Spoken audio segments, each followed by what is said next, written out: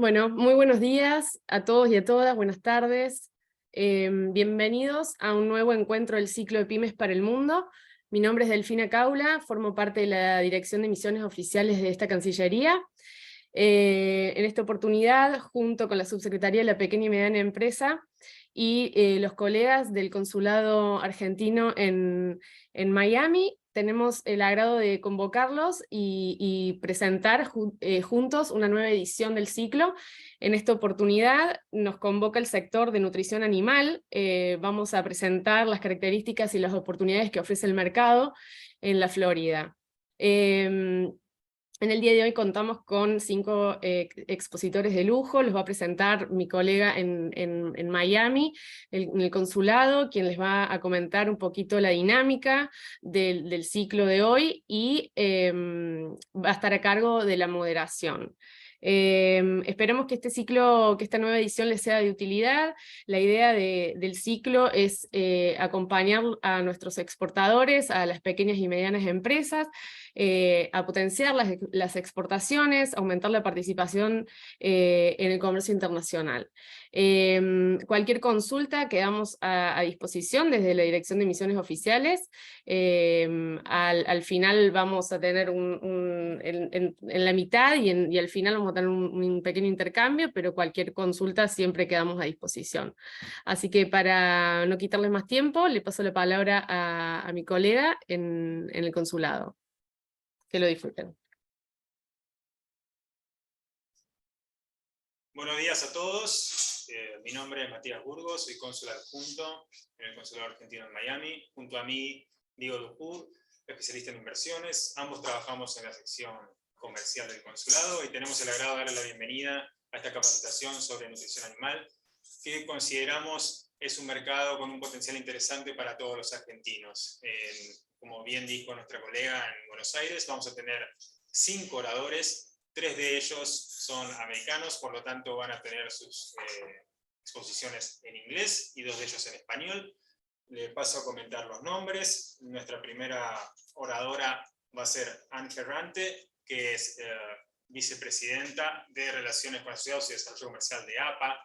Es importante destacar que APA es la American Pet Products Association, digamos, son las personas indicadas con quienes hablar y de quienes aprender para establecer un encadenamiento virtuoso en lo que se trata de lo que es la comercialización, venta, distribución, etcétera, de nutrición animal, alimento para mascotas. Luego vamos a tener también a Karen Bennett, que es la persona dentro de APA también que se especializa en lo que es la Global Pet, que es la feria que nuclea a todos estos jugadores. Y luego tendremos también a Julia Fidencio, que es la persona, digamos, encargada dentro de APA para lo que es los asuntos gubernamentales y todo lo que es la consultoría en general.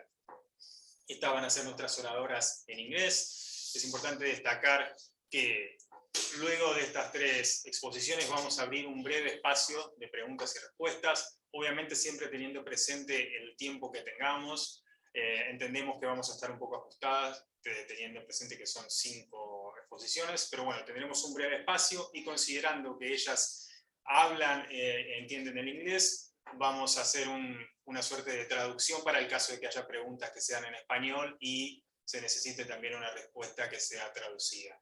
Luego de este espacio vamos a seguir con las exposiciones en español, vamos a tener a 2, vamos a tener al presidente de Pet International, que es Sergio Hernández, que nos va a contar sobre su empresa, un poco sobre la cuestión más anecdótica, y que nos puede servir con respecto a la experiencia de trabajar dentro de la Florida en el sector. Y por último lo vamos a tener a Francisco Yang, que es el presidente de CAENA, que es la Cámara dentro de Argentina, que también nos va a contar un poco los servicios que ofrece la Cámara y sobre todo la experiencia que tuvieron visitando la Feria Global Pet durante este año aquí en Orlando. Bueno, sin quitarles más tiempo y esperando sea una capacitación fructífera, le doy sí ahora espacio a la primera presentación, que va a ser de Anne Ferrante. En este caso en particular, Diego a mi lado va a estar ayudando para lo que sea toda la presentación de los expositores en inglés y, como dijimos, eventuales preguntas luego de finalizar las mismas. Bueno, buenas tardes a todos.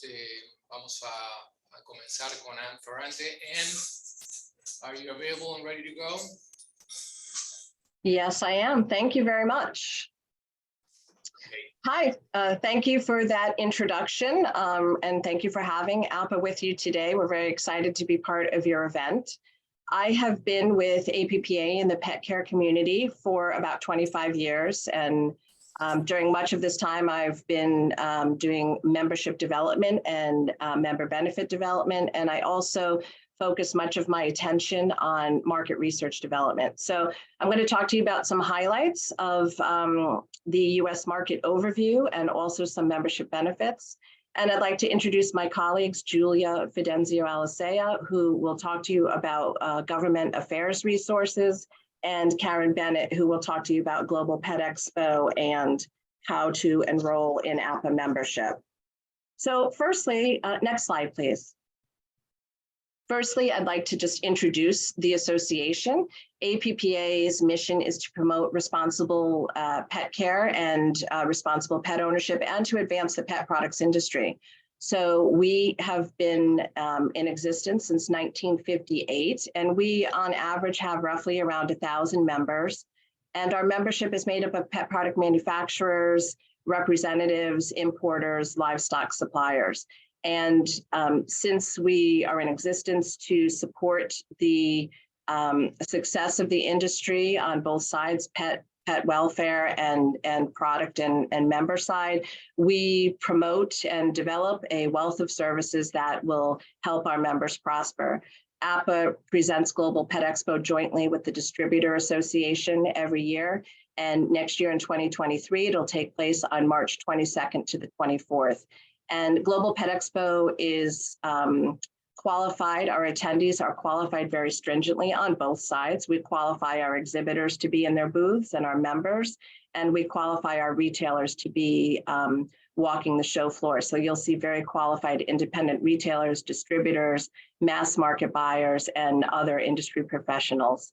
And finally, APA gives back to the industry by supporting industry initiatives globally and across the board. Yes, next slide, please. So one of the studies that APA creates is our industry size report, which we produce annually. We bring together experts from across the industry and representative of all the facets of the industry. So we have data analysts from relationships that we build with market research outlets. We have experts on the retail side and on the supply side. And we bring all these numbers together to really align the whole industry behind these numbers before we report them. So for 2021, the size of the US pet care industry was $123.6 billion. That was up 13.5% from 2020. And the 2022 estimate is $132.2 billion. So you can see that we are at an all-time high, and there's plenty of opportunity in the US pet care market. Next slide, please. One of the, another study that APA creates is the National Pet Owner Survey. We've been producing this for over 30 years. And the Pet Owner Survey is 633 pages of everything you want to know about US pet ownership and owner preferences in their pet care. And with this study, I'll show you some top line slides. There's a lot more detail in the book, which I won't be able to present today, but you'll know where to find me after this presentation, and we can chat about your questions offline. So firstly, we study US pet ownership, so household penetration of pets. And in 2020, the penetration of household pets was at 70%, which equates to 90 million US households owning a pet.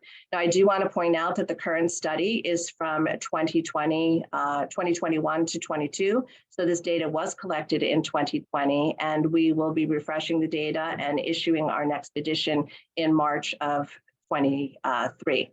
So next slide, please. Looking at pet ownership by species, again, studying US household penetration, you can see here that 54% of US households own a dog and 35% of US households own a cat. That translates down to all the animal species that we cover in the book: freshwater fish, bird, small animal, reptile, equine, and finally saltwater fish at 2% of US households. Next slide, please. So further looking at the number of pets, pet-owning households, we can see here that 69 million households, US households, own a dog, 45.3 own a cat, and so on, down to saltwater fish at 2.9 million pet-owning households. Thank you. Next slide. So it's very easy to say that US households that own a pet often own multiple pets. So we have various studies throughout the book that talk about the combination of pets owned, but very simply stated, of dog owning households, they own an average of 1.56 dogs and 1.74 cats. And it's really not surprising that of freshwater fish owning households, they own an average of 6.88 freshwater fish per household. Thank you. Next slide. One of the newest categories that we study in the survey is backyard chicken ownership. And this is a really fun topic to study because it has been increasing each year. So 2020, actually, I think these slides got a little bit reversed here. So the bars on that for 2018, we were at 8% of US households owning a backyard chicken, with 6% of them considering them to be pets. And for 2020, we're up to 13% of US households owning backyard chickens, and 9% of them actually consider them to be pets. Thank you. Thank you. For pet ownership by generation, we see that millennials continue to be the largest cohort of pet owners at 32%, followed by baby boomers and then Gen Xers. The newest generation that we've just recently included in the study is Gen Z. And as these Gen Zers mature into adulthood, we expect that they will be taking on a much larger proportion of pet ownership. But right now they're at 14%, and they are outpacing the older generation of builders by quite a bit already. So we anticipate good things from our Gen Zers as they mature into adulthood. Next slide, please. Another study that APA creates and produces, it's free to anybody who wants it. You don't need to be a member to obtain this study. It's called our APA Pulse study. We've done 8 volumes now. The first 6 volumes focused on pet ownership during COVID. We produce this study quarterly, so it's very trendable and very current information. And this volume that we're up to now is volume 8, and we've focused volume 7 and 8 on pet ownership in the current economy. So what we found when we went into our respondents, our US pet owners, is that surprisingly, their general concern about the economy is down. So they're saying that they are less worried about the economy heading into a recession, that they think the economy is not going to get worse in the next year, and that they will be better off financially a year from now. So our US pet owners are very optimistic about their future. And with this, it has, with these sentiments, it also shows that their monthly spending is up. So these sentiments are echoed actually in the dollars that they're infusing into the pet industry. Next slide, please. The Pulse study also studies other items like shopping behaviors. This item that I'm presenting here right now is about pet owners that have stocked up, because we do see some trends in the volume of products purchased. During COVID, we saw a lot of stocking up, a lot of bulking up on their purchases, and then it settled down for a little bit. And quite possibly because prices do appear to be rising, and we see that at the grocery store every time we go, and the stores that we go to. So pet owners are stocking up, and particularly with food, as we can see with 59% stocking up in September of 2022. We also take a look at how pet owners are typically shopping for pet products.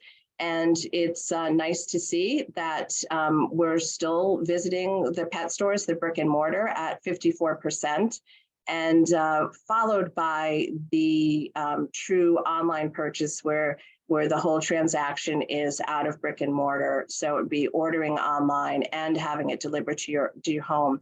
And then the following categories that you see there are different ways that we study online purchasing. So, you know, just looking for it in the store and then making the purchase online, or purchasing it online and picking it up in the store. Thank you. Next slide, please. The National Pet Owner Survey, now we're back to the survey data, studies personal attitudes of pet owners. And I know that many of you on the call are food suppliers, so I'm going to focus a little bit on food for the rest of the data content. And 72% of dog owners and 70% of cat owners are saying that their pet's diet is so important to them that they will not make changes to it regardless of the economy or their personal financial situation. So they are solid in what they are buying, and they're going to stick to it regardless of the economy. And also 54% of dog owners and 55% of cat owners consider themselves to be very brand loyal. So despite their financial and economic pressures, they're going to stick with that brand that is most meaningful to them. Next slide, please. So this slide shows the types of food purchased and used most often. So we can see clearly that premium food is purchased and used most often, followed by basic generic food, natural, grain-free, and human food, topping out the top 5 categories of pet food purchasing and consumption. And I've also wanted to outline the other types of food that we cover so that you can see the breadth of the survey and the types of data in the survey. Next slide, please. This is the same information, but for cats. And again, we can see that premium and basic and generic food are tied almost for, they're almost tied for the amount of food purchased and for the food used most often. Next slide, please.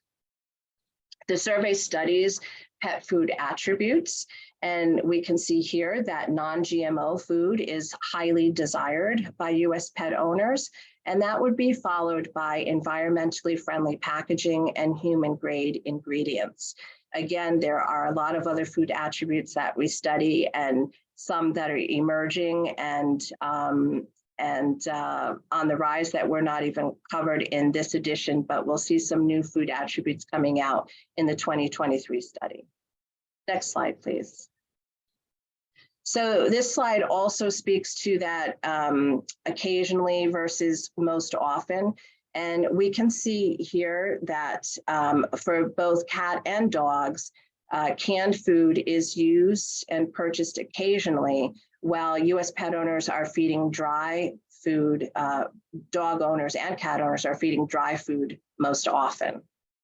And again, I don't know, the slide looks a little cut off to me, but I think you're going to get the presentation at the end, so you'll be able to see all those categories. Next slide, please. So the study also covers the use of specially formulated food. And when you look at this slide, you'll see that dog owners, at about 20% of dog owners, are purchasing food for digestive health and for the skin care and coat care of their pets, while cat owners are focusing at about 18% on digestive health and 17% on food specially formulated for hairball management. And there are other categories that we study that aren't even on this survey slide here, but again, you can see that in the full breadth of the pet owner survey. Next slide, please. So this slide is talking about the outlet where pet food is most purchased. Discount, mass merchandiser, supermarket, pet superstore, and online are the favorite outlets where pet food is purchased by both dog and cat owners. Next slide, please. Average spending on food is something that we track. And at the 2020 study, when we recorded it, the dog owners' annual spend was $287, and cat owner annual spend was $254 on pet food. Thank you. Next slide. So humanization, premiumization, sustainability, these are all attitudinal trends that the survey tracks. So in 2020, when we took this reporting, 60% of US pet owning households preferred and said they would be willing to pay more for pet products made in the USA. And 53% said they would be willing to pay more for brand name products. And the other categories are all hovering around that 50%. So US pet owners would be willing to spend more for eco-friendly, ethically sourced, and BPA-free products. These are the top trends that we were tracking this year. Again, lots of other trends in the survey, but these would be the top few. Next slide, please. So we just talked about several of the APA market research products, but this slide sort of outlines them so that you can look through it afterwards and see which might be most useful to you.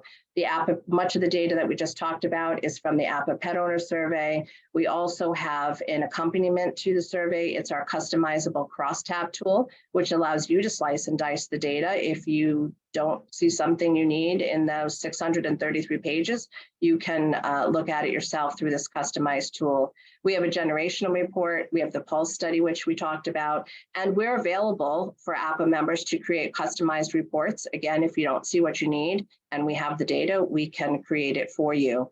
And a very exciting new product that's coming out by December is our APA Global Insights. We teamed up with Euromonitor to present a version of their data, and we're going to have a very robust top-line view at 14 global markets. And this is aimed at helping our US, all of our international companies export, import, and assess new markets for their products. Next slide, please. So we've talked about market research, and now I'm going to spend just a couple of minutes telling you about how APA membership helps non-US companies get into the US market and get acclimated and be successful. So we've learned about the marketplace through our market data. You've assessed viability through the data. Now you want to talk about compliance and regulatory requirements. So Julia will be on next to tell you a bit about the resources that we offer for that.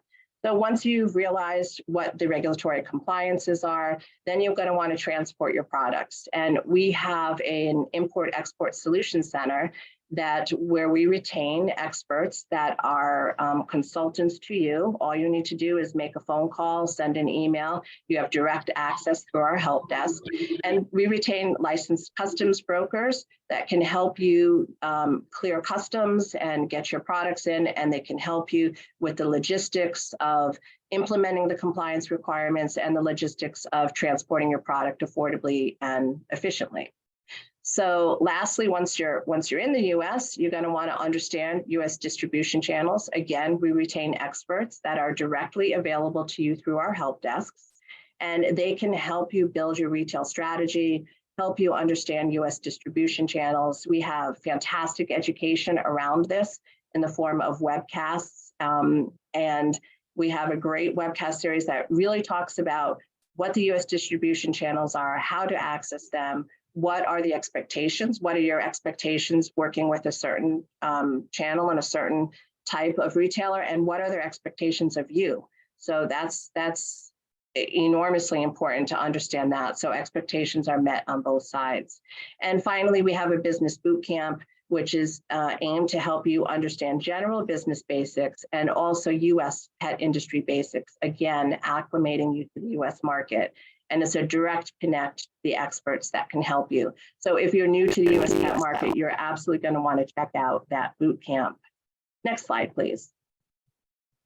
So I've zipped through a lot of the data and some of the member benefits. We have a whole host of additional member benefits. There are 2 emails here, well, 1 email and a link. You can contact the APA Member Relations Department to understand more of your member benefits and to find out how to engage with them. And also you can see all of our education on our website. Next slide, please. So with this, I want to introduce Julia. Thank you very much. Hi, everybody. Thank you for having me. My name is Julia Fidenzuela-Licea. I am the VP of Government Affairs and General Counsel at APPA. I've been working at APPA for about 17 to 18 years. I do not work alone in our department. I work with Jennifer Demel, who is our Director of Legislative and Regulatory Research. So what we do can basically be divided into 4 main areas. The first one is research. So on a daily basis, we look at everything and anything that has to do with the pet industry. It can be, any topics, any newsworthy topics, and we obviously identify laws and regulations that impact the pet industry. We go through them and we focus on the ones that we think are the most interesting to our members, which leads we focus on, which is education. So we try to educate our members to the best of our ability. And there are several ways that we do that. The first one is through the APPA communications. So we take from our impactful to our members what we think they should be aware of, and we include that in our newsletter, our weekly newsletter. The other thing that we have that is available only to our members is our law library. On our website, you can log in anytime and consult this law library. It includes a variety of topics that are all legal related, and you can find information that are hopefully helpful to you. We also have a bill tracking system, also only available to our members. So if you are interested in a specific bill in a specific state or even on a federal level, you can certainly follow this bill on our tracking system. We also send sometimes targeted emails if there is an issue that pertains to only a fringe of our membership. We will send targeted emails so that only those members are aware of this issue instead of alerting our whole membership. And we also have, again, in the spirit of educating our members, and we usually pick topics that are obviously newsworthy. We also do direct guidance. It's important to remember that we are not the counselors of our members, but we try to guide them to the best of our ability. So the way we do this is we answer all of our members' questions through emails or direct phone calls. And when it is a pet food related question, we have a pet food consultant that can help our members. We will have a new pet food consultant that will start at the very beginning of January. And what we are doing right now, it might change, but what we're doing right now is the first consultation is free. And if the question is a little too intricate and our pet food consultant is spending a lot of time on it, there might be a fee. This is not the case right now again, but since we're starting with the new consultant in January, his policy might change.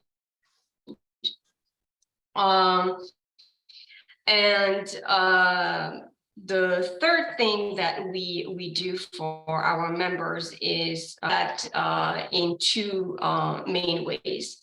First, we have a presence at AFCO, which is the Association of American Feed Control Officials. They have several committees that we belong to, and we represent the interest of our members in those committees. And we make sure that every time we have a meeting, we summarize what has been going on, and we communicate that to our members as well, so that they know what they should be aware of what's going on at AFCO. And the other thing that we do to advocate for our members is work in coalition. In the US, there are many other not-for-profits in the pet care community, and most of the time our interests are aligned, and we push together legislations that we think are in the interest of our members. And last but not least, I will not spend a lot of time on it because this is not something that our members see. There's also my role as general counsel, and basically I make sure that the association keeps its good standing status. So I work with every department on anything that is legally related. And that's basically it for me. If you have any questions, you can contact me at any time. I believe that my email address will be provided at the end of the presentation. Yeah, thank you, Julia. By the way, let me just tell the audience to get ready with any questions they may have. We're going to move into Karen, and after that, we're going to have a Q&A. Así que les pido a todos que si tienen alguna pregunta, que la vayan poniendo en el chat, así se las podemos traducir a los oradores. Thank you, Julia.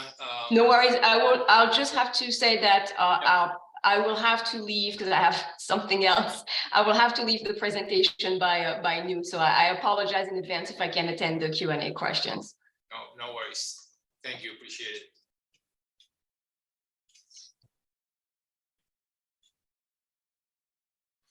We're going to move to Karen. Hi, everyone. My name is Karen Bennett. I am the Director of Booth and Membership Sales with APA.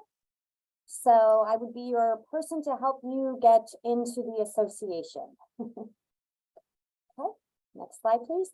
So this slide is an overview of Global Pet Expo. Basically, this year we are anticipating 6,000 qualified buyers. 52% are first-time attendees, and we are looking at over 1,000 new products and 40 educational sessions to help you with your business. And the attendees come from over 80 countries around the world. Next slide, please. So this is an overview of our buyers. So we have distributors that attend the show. 59% are domestic, while 41% are international. We also have importers, 6% domestic, international 94%. Mass market retailers such as Target, Walmart, those types of stores, 83 are domestic. 83%, sorry, and international 17%. Multi-unit retailers such as Pet Supplies Plus, We have 87% domestic and 13% international buyers, and single unit stores, which are, they just have one location, 90% domestic and 10% international. One thing I do want to point out, this is very important to know, is that all the buyers must verify that they are an established retail entity or distributor entity. And they do have to show us proof in order for them to become an attendee at Global Pet Expo. Next slide, please.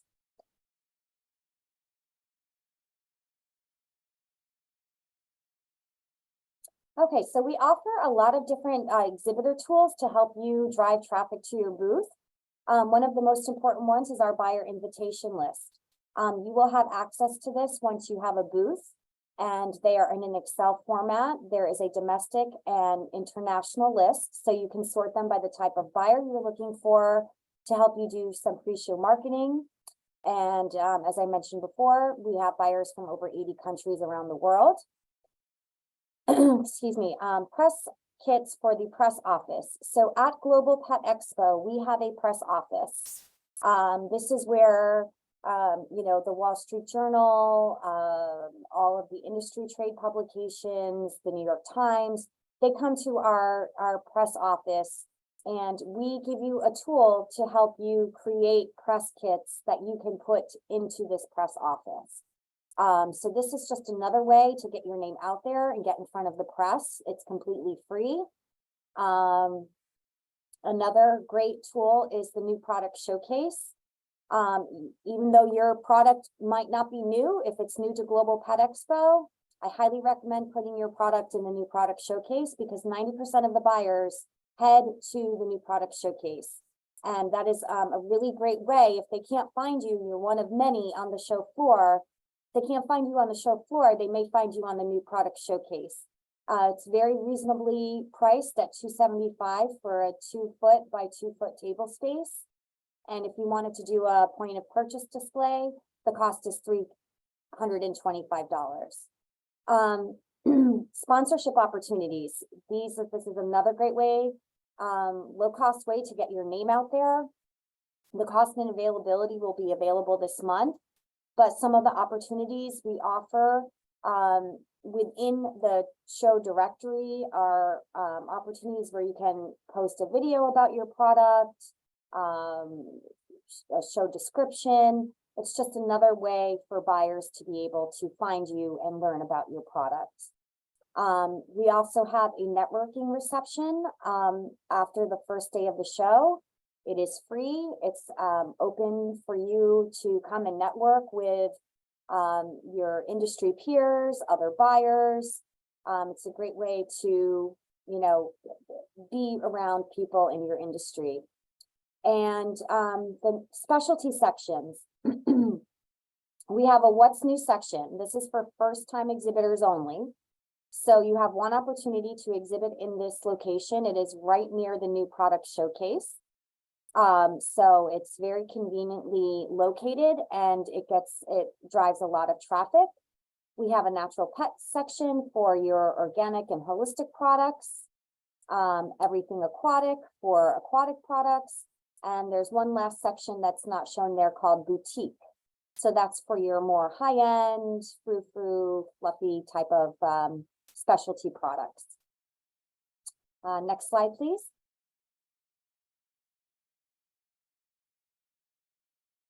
Okay, so to qualify for membership, you must manufacture a product that is currently being sold to retailers or distributors. When you apply, you will need to provide an invoice and a matching shipping document to a retailer or distributor. Now, this can be to anywhere in the world. It does not have to be a US to a US retailer or distributor, since you are international companies. And then the other requirement is something that shows your branded pet product, such as a website or catalog. Next slide, please. Okay, so the cost to join APA. There is a one-time joining fee. Your dues must be included with your application, and the dues are based on your total annual worldwide sales of pet products. So this, sorry, things got a little misaligned here. So for example, if your sales are under $500,000, your dues would be $1,170 and so on. And please do keep in mind that this is just for pet products. If you are making human products, you do not need to include that with your annual dues. Next slide, please.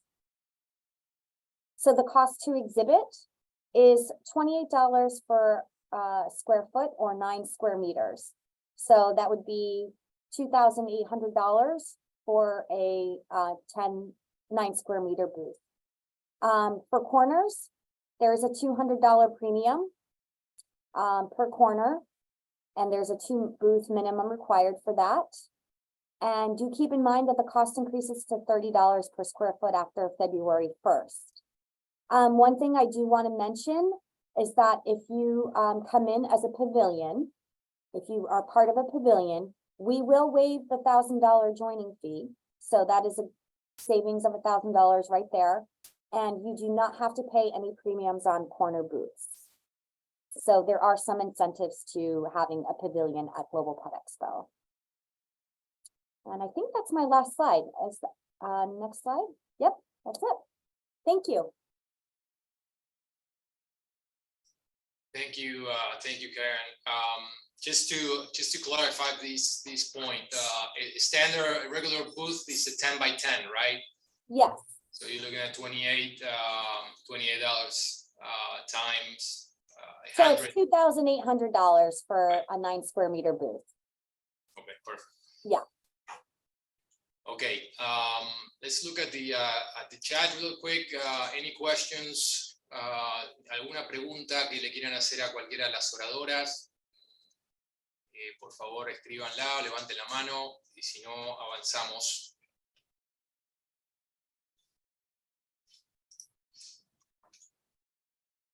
Muy bien. Okay, ladies and Karen, thank you. If there's any questions at the end, maybe I understand. Maybe Anne, are you able to stay during the presentation, or you have to? Yes, I can stay till the end. Thank you. Perfect. Thank you, Anne.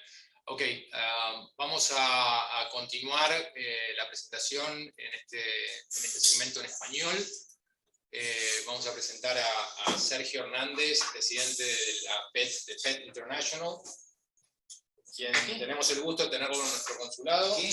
Sí, señor. Okay.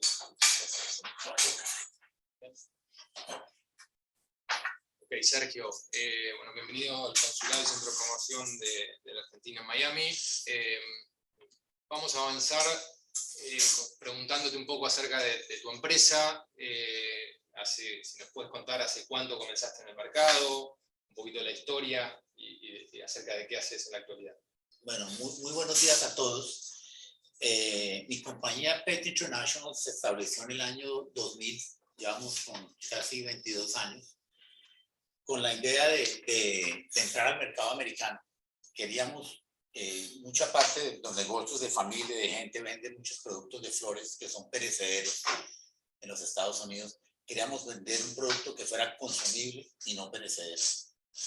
Y básicamente esa fue la forma que entramos al mercado de los pets desde hace 22 años.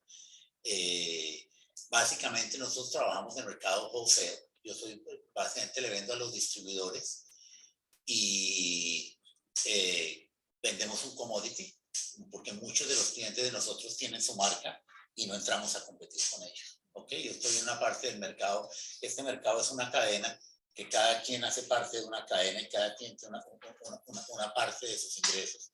Y yo estoy en la parte de la cadena básicamente como ventas de productos al por mayor, como commodity.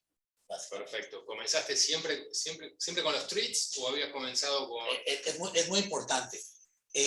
Yo voy a todas las ferias hace muchos años y inclusive conozco a Anne desde hace muchos años, Anne Ferret. Y básicamente pasó algo en el mercado. Cuando yo entré al mercado, era muy grande el mercado del rawhide.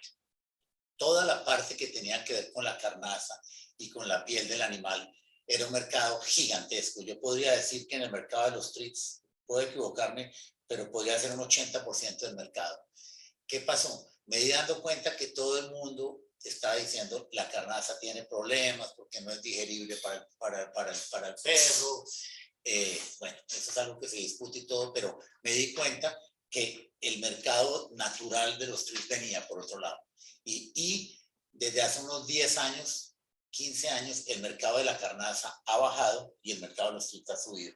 Está pasando este fenómeno que toda la gente quiere un producto que sea de one ingredient only, solamente con un ingrediente, y que sea lo que llamamos nosotros los body parts, que son las partes de la vaca, y son muy saludables para el animal. Entonces, básicamente, yo empecé vendiendo carnaza y me di cuenta que el negocio iba por otro lado y hice un giro del negocio, porque uno tiene que estar activo viendo los cambios que están pasando en el mercado.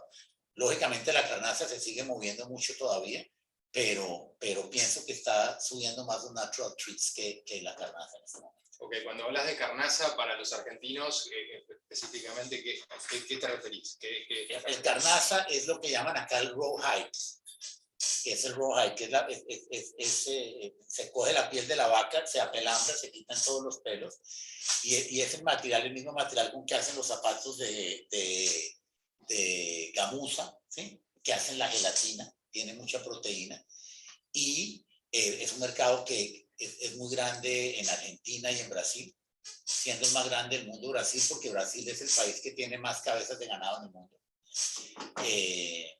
Y básicamente yo me dediqué a todas las partes de la vaca, lo que son los tendones, la tráquea, el viril del toro, esófagos, todo, básicamente lo que vendemos nosotros. Bien. ¿Podemos hablar un poco de la cadena de distribución que mencionaste, que vos sos uno del eslabón? ¿Podrías describir la foto de cómo es en Estados Unidos y particularmente en la Florida? Dependiendo de la parte de la cadena. Voy a explicar mi cadena, de la parte que soy yo, y explicar dónde puede ser. Básicamente yo soy como un fabricante que tengo bodega acá en los Estados Unidos, y yo trabajo de esta manera. El cliente, varios de mis clientes de los Estados Unidos me manda una orden de compra, un purchase order, y con base a esa orden de compra nosotros fabricamos para el cliente. Nosotros fabricamos el producto. Básicamente el 90% del producto que entra a los Estados Unidos ya está vendido, porque todo viene con una orden de compra. ¿Qué pasa? Ese producto llega acá, llega un contenedor, o va para un cliente ese contenedor, o lo mandamos a un distribuidor, ¿sí? Y el distribuidor es el que le vende a las cadenas, le vende a las mama pap stores, o le está vendiendo a cadenas más grandes, ¿ok? Es muy importante que en este negocio casi la parte de la FDA, de la traída de los productos, es una de las partes más importantes para entrar a este mercado. Ustedes tienen que tener un permiso, un veterinary permit, que se llama un EFIS permit, para poder traer el producto. Tienen que ser aprobados por la FDA. La FDA les da un número a ustedes en la Argentina para que ustedes puedan traer productos acá. Y todos los productos tienen que clarear PQ, USDA y FDA. Así que es muy importante la parte del clareo de los productos. Y nosotros con los años hemos aprendido a cómo mandar los papeles.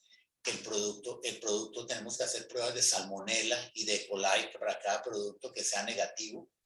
¿Esos test se hacen una vez al año? No, los hacemos con cada exportación, y con cada producto hacemos un test de salmonella y E. coli para cada producto, cada exportación. Y aparte de eso, el producto lo mandamos a una planta de irradiación. Hay una que se llama Gateway. Mandamos el producto a una planta de irradiación para evitar cualquier problema de salmonella o E. coli con el producto. Pero básicamente yo estoy en la parte de la cadena que le vendo al distribuidor. ¿Ok? Nosotros en este momento no tenemos marca. Ahora, existe otra cosa, lo llamamos private label, ¿ok? Que no sé cómo se dice en español. Sí, marca privada, marca privada. Algunas veces con la marca nosotros y todo, tenemos ese servicio que llamamos marca privada, que básicamente es un producto que viene con un UPC code, screen grab, termoencogido, y es un producto que puede tener un poquito más de margen, lógicamente, no llegar hasta el margen de tener una marca, pero es otra manera de que vendemos el producto, comprar de ley. Excelente. Bueno, si hay alguna pregunta pueden ir haciéndola en el chat, y si no, avanzamos. Y en cuanto a ¿Cómo ves la proliferación de las plataformas de e-commerce que están, digamos, amenazando al sector mayorista? Particularmente en el caso de los treats, ¿se vende online o la cadena de distribución mayorista es sólida o se sienten amenazados? ¿Cómo es un poco esa interacción con las plataformas digitales? Yo en parte tomo los números que dijo Anne, pero si no me equivoco, Anne me está diciendo que ya todavía más del 50 y algo % de la gente sigue comprando en las tiendas, ¿no? Y a la gente le gusta ir a ver el producto, tener toda esa sensación, pero lógicamente, como están mirando acá, la porción que tiene más perros, según dijo ella, en este momento no sé el número, por ahí lo anoté, que son los millennials, es la gente que más tiene perros en este momento. El comportamiento de compra de ellos sí es mucho más por internet. ¿Qué está pasando mucho? Tengo muchos clientes míos de mucha gente que está vendiéndole a Amazon. Usted tiene dos maneras de venderle a Amazon. O le vende directamente a ellos a una bodega y ellos entregan, o ustedes de su bodega le entregan a los clientes de Amazon. Pero yo creo que no se va a acabar el mercado de las tiendas y toda cosa que es importante, pero el mercado en línea está creciendo porque tengo experiencia con mis clientes, sigue creciendo, es un mercado importante. Excelente. Muy bien. Bueno, continuamos, si no hay preguntas, continuamos con Francisco y queda disponible Sergio con nosotros aquí para responder alguna pregunta al final, si hace falta. Francisco. Bueno, dale. Buenas tardes, si me dejas, voy a compartir una pequeña presentación de mi lado. Sí. Ahí está. Ahí se ve, ¿no? Sí, perfecto. Perfecto.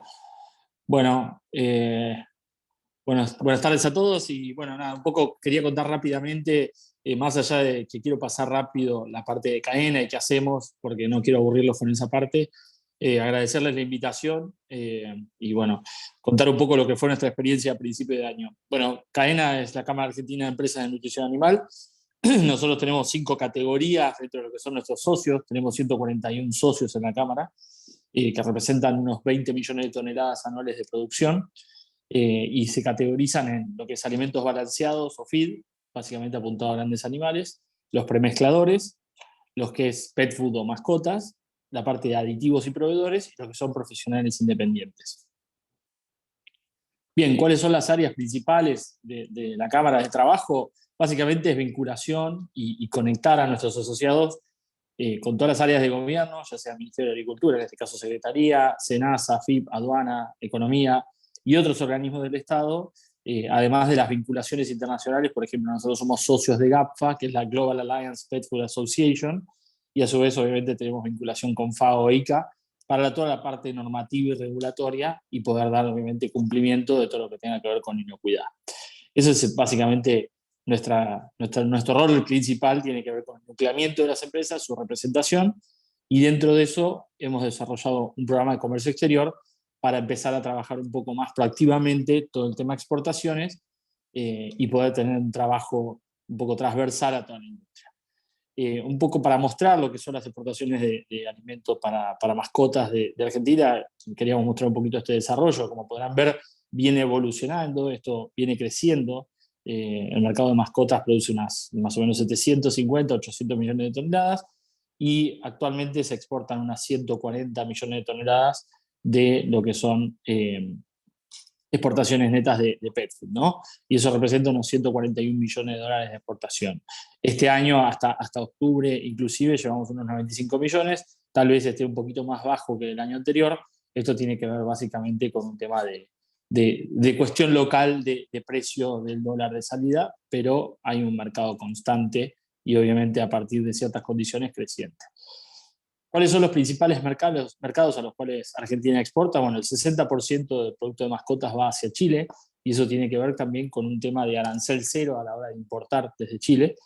Y obviamente por un tema de distancia nosotros tenemos la mayoría de lo que son países limítrofes, porque eso obviamente tiene que ver con el costo del transporte, que también hemos visto en la pandemia que ha aumentado a nivel internacional este costo, tanto en lo que es contenedores como barcos, con lo cual eso también en algunos mercados nos hace menos competitivos En cambio, lo que es Latinoamérica somos más competitivos, independientemente de la calidad y el buen valor que tienen desde el punto de vista nutricional nuestros productos, también es un tema de llegar más competitivo a estos países.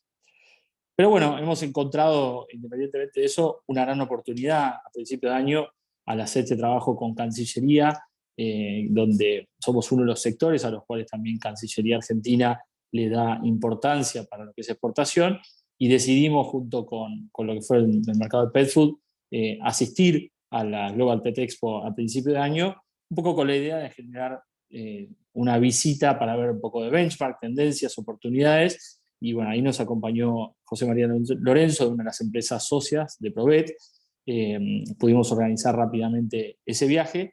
Y bueno, lo primero que tuvimos fue una excelente recepción por parte del consulado ahí en Miami, quienes nos orientaron un poco, esto ya lo teníamos previsto antes de viajar, sobre cuáles eran los puntos estratégicos que debíamos visitar desde el punto de vista comercial, y ahí nos habían marcado una agenda de contactos con distribuidores y distintos asesores para poder ver y visitar, e inclusive algunos de ellos que iban a estar presentes en la Global Pet Expo, ¿no? Entonces eso nos pareció como punto de partida algo primordial, sentir ese acompañamiento local por parte de la embajada para nosotros fue fundamental, por el hecho de no arrancar de cero como un visitante cualquiera, y sentir el acompañamiento, como les decía, desde el punto de vista estratégico por parte de la embajada. Eso como disparador nos llevó obviamente a la feria, en donde básicamente lo que encontramos fue una gran variedad y oferta de productos que también nos definió que hay una oportunidad por parte de Argentina para ofrecer productos a Estados Unidos. Obviamente tenés una competencia mucho más grande, porque vimos marcas de primera línea, marcas que no están en Latinoamérica, por lo menos no están en Argentina, que sirven un poco para hacer algo de benchmark, entender hacia dónde va el mercado internacional, que eso para nosotros es importantísimo, un poco para fijar objetivos. Y también dentro de esa, digamos, estrategia, entender un poco hacia dónde se está orientando el mercado internacional, en estas marcas donde hoy se enfocan más en los ingredientes, en lo esencial de cada producto, y es un poco ver cómo luego se puede copiar y trasladar al mercado local. Y obviamente lo que mencionaba Sergio Hernández, con quien bueno, también nos hemos reunido allá y que muy amablemente nos dio un poco de inducción de cómo podíamos entrar de la mejor manera al mercado norteamericano, nos dimos cuenta que casi el 50% de la feria era todo lo que era treats. Y la verdad que hemos encontrado mucha innovación en ese sentido, mucho producto diferencial, hay mucha competencia en esa categoría, y también viendo que efectivamente tenemos mucho para crecer con productos diferenciales. Es decir, el mercado de Estados Unidos, lo que identificado es un mercado donde ya no acepta tal vez, o no hay tanto espacio para un producto estándar, y sí para entrar con productos diferenciales. En el producto estándar hay mucha competencia, es un mercado muy maduro, muy elaborado, y con un consumidor totalmente consciente sobre lo que compra para su mascota, y que tal vez está buscando hoy innovación, está buscando un producto diferencial y algo que no haya encontrado hasta el momento, y es ahí donde creemos que puede haber una oportunidad interesante para el mercado exportador argentino. Ahí también, y bueno, junto con, obviamente, con la gente de la feria, hemos hablado y nos parecía interesante tal vez ir a la próxima Global Pet Expo como marca país. Hemos visto el caso de Canadá, por eso también está la referencia de la foto, donde hay una oportunidad ahí para presentar varios de nuestros productos, o por lo menos presentarnos al mundo de una manera distinta, y empezar a tener una presencia internacional, tanto en la Global Pet Expo como en otras ferias también, obviamente en otros mercados, pero hemos analizado también Intersur en Alemania, y bueno, otras ferias internacionales. Pero lo interesante también de Global Pet Expo es que no solo encontramos todo lo que tiene que ver con el mercado americano, sino también ferias internacionales, es decir, abarca absolutamente todo el espectro, digamos, de lo que es alimento para mascotas, y también obviamente todo lo que respecta a acuacultura, y un montón de aristas en cuestiones que por ahí no son tan desarrolladas en Argentina, pero sí obviamente en Estados Unidos, y hemos encontrado ahí tal vez oportunidades que bueno, nuestros socios tendrán que analizar mejor. Bueno, como les decíamos, hicimos reuniones, también un socio nuestro que es la empresa Monami de Marini, quien tenía un stand allí, y bueno, su mercado empieza a ser también internacional, con lo cual es importante también destacar que la gente de APA también nos recibió muy bien ahí en la feria, y también nos generó un poco de inducción respecto a la parte regulatoria, que no es menor a la hora de entrar a un mercado, y en el caso de Estados Unidos los productos no se registran, como es en el caso de Argentina, sino que lo que tienen que estar registrados son los ingredientes con los cuales se compone ese producto, lo cual hace que sea todavía un poco más sencillo desde el punto de vista comercial. Obviamente tenemos que asegurarnos que los ingredientes que utilizamos sí estén registrados en Estados Unidos, pero no pareciera a priori ser tan complejo como para abordar el mercado. Sí hay dos condiciones esenciales. Una, esto que mencionábamos, tener un producto diferencial o encontrar un buen distribuidor o un buen aliado local para poder colocar nuestro producto. Y lo otro es que tenemos que estar preparados para un mercado muy grande y tal vez los montos requeridos mínimos son elevados para los números que manejamos en Argentina, y eso tiene que ser un desafío a cumplir a la hora de entrar en un mercado de esas características.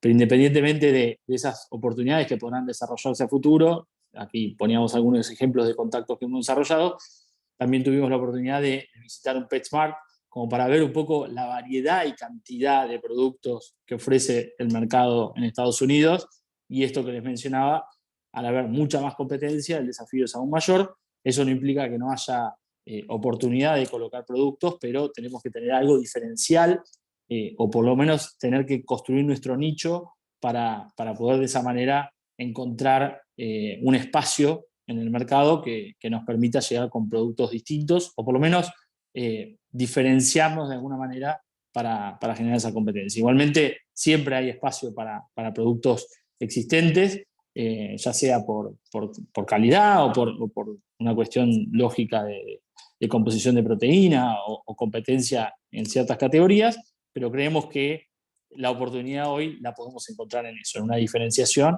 que nos permita poder ingresar con algo distintivo al mercado. Obviamente las conclusiones, como les decía, un excelente benchmark para saber un poco las tendencias, qué es lo que viene.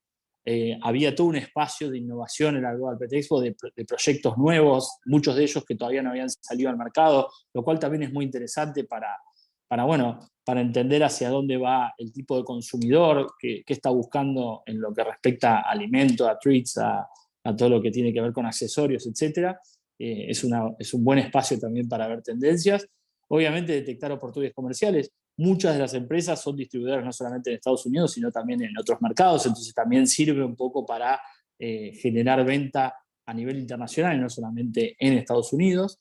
Y obviamente nos permitió hacer un análisis de cómo debíamos participar en los siguientes eventos como cámara, como industria y como organización junto con nuestros asociados, y a partir de eso definir cuál debe ser nuestra estrategia de marca país, ¿no? A partir de esto de ocupar espacios como un pabellón o como les mostraba antes en el caso de Canadá, ¿no?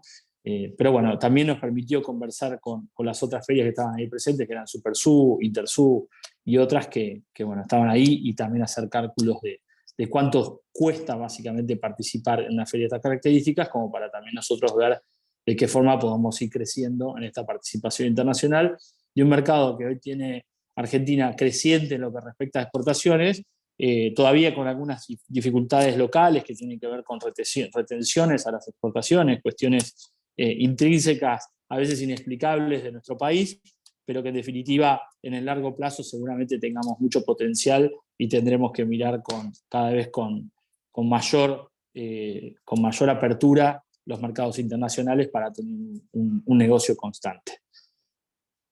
Así que bueno, hasta aquí mi presentación. Agradecer nuevamente el espacio y el tiempo, y bueno, como siempre al consulado, quien siempre está en contacto con nosotros, ofreciéndonos oportunidades, y hemos generado ahí un canal de participación junto con ellos que nos parece importantísimo para seguir construyendo estas alianzas a futuro. Así que muchas gracias a todos. Muchas gracias, Francisco.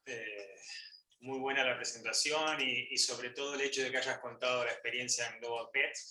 Nosotros realmente consideramos que es el ámbito más propicio para encontrarse con todos los eslabones de la cadena con respecto al sector de la nutrición animal. Muchísimas gracias de vuelta. Abrimos un brevísimo espacio de preguntas y respuestas, visto que ya estamos un poco sobre la hora.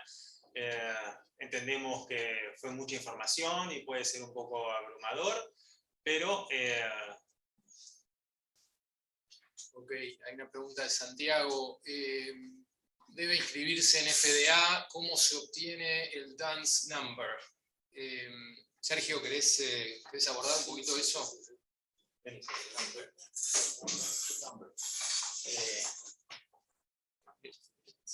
que preguntar? El dance number es el dance street number.